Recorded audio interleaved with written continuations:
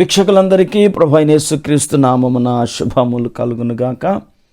ఒక ప్రసిద్ధమైన పరిష్కారానికి ఒక ప్రత్యేకమైనటువంటి దీవెన.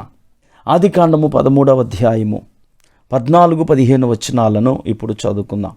లోతు అబ్రాహామును విడిచిపోయిన తరువాత యెహోవా, ఇదిగో నీ కన్నులెత్తి నీవు ఉన్న చోట నుండి ఉత్తరపు తట్టు, దక్షిణపు తట్టు, తూర్పు తట్టు, పడమర తట్టును చూడుము.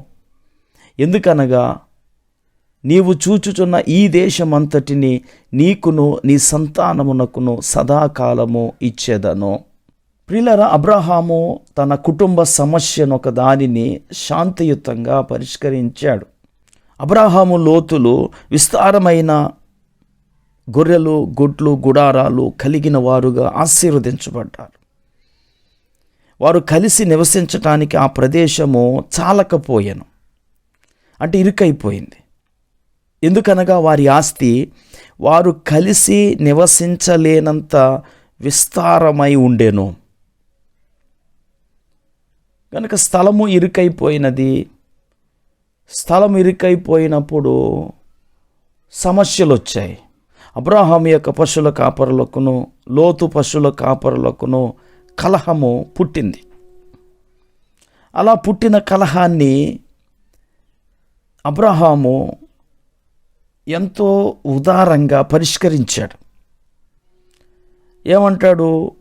తన తమ్ముని కుమారుడైనటువంటి లోతుతో, మనము బంధువులము గనుక నాకు నీకును నా పశువుల కాపరులకు నీ పశువుల కాపరులకు కలహం ఉండకూడదు అని చెప్పాడు. కలహమును, సమస్యలను మనము పరిష్కరించుకోవలసిన విధానాన్ని ఇక్కడ అబ్రహాము మనకు తెలియచేస్తున్నాడు.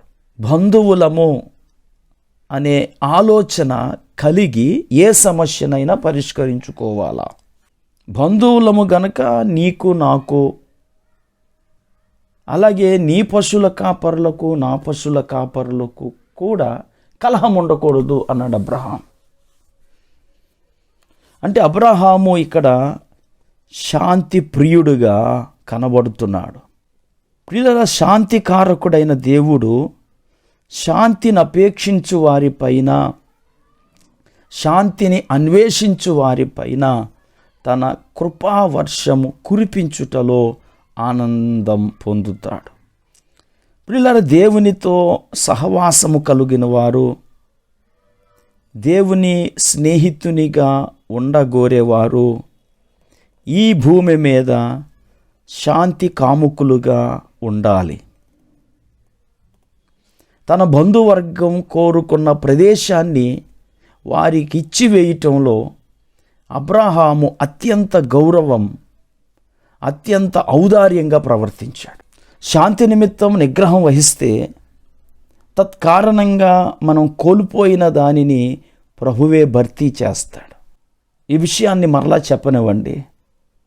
సమాధానం కొరకు మనము దేనినైనా వదులుకుంటే మనము వదులుకున్న దానిని దేవుడే మనకు ఇచ్చి భర్తీ చేస్తాడు.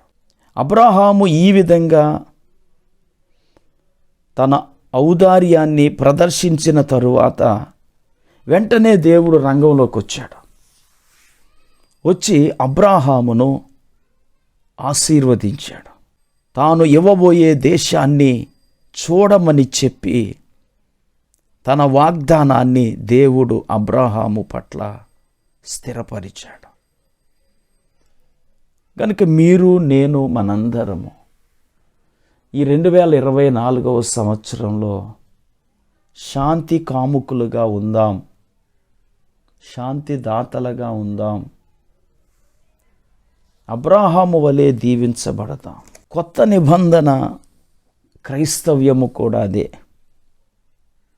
అపోస్తలుడైన పౌలు తిమోతికి ఇలాగు సూచిస్తాడు, నీవు యవనేచ్ఛల నుండి పారిపోము, పవిత్ర హృదయులై ప్రభువునకు ప్రార్థన చేయు వారితో కూడా నీతిని, విశ్వాసమును, ప్రేమను, సమాధానమును వెంటాడుము అంటాడు.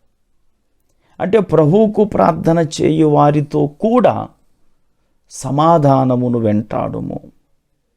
అలాగే జకర్యా గ్రంథం 8:19 సత్యమును సమాధానమును ప్రియముగా ఎంచుడి అని బైబిల్ తెలియజేస్తుంది.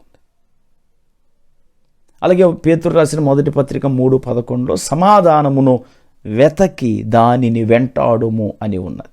అలాగే హెబ్రీయులకు రాసిన పత్రిక 12:14 అందరితో సమాధానమును పరిశుద్ధతయు కలిగి ఉండుటకు ప్రయత్నించుడి, పరిశుద్ధత లేకుండా ఎవడును ప్రభువును చూడడు. కనుక ప్రియులారా, ఈ నూతన సంవత్సరపు ప్రారంభంలో అబ్రాహాము ఏ విధంగా తన తమ్ముడు కొడుకైన లోతుతో సమాధానంగా ఉన్నాడో, అలాగే మీరు కూడా మీ ఇంట్లో మీరుగు పొరుగు వారితో సమాధానంగా ఉండడానికి ప్రయత్నం చేయండి. ఆ సమాధాన ప్రక్రియలో మీరు ఏదైనా పోగొట్టుకున్నా దేవుడు దానిని భర్తీ చేస్తాడని నమ్మి సమాధానాన్ని వెతికి వెంటాడండి. ప్రార్థన చేసుకుందాం. కృపా కనికరం కలిగిన మా తండ్రి, నీకు వందనాలు. అబ్రాహాము తన బంధువులకు వారు కోరుకున్నటువంటి ప్రదేశాన్ని ఇచ్చివేయటంలో చొరవ చూపాడు. వెంటనే అతడు నీ నుండి వాక్కును పొందాడు.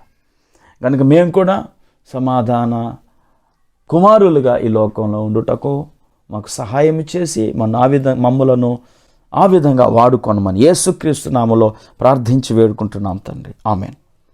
Praise the Lord. God bless you అండి.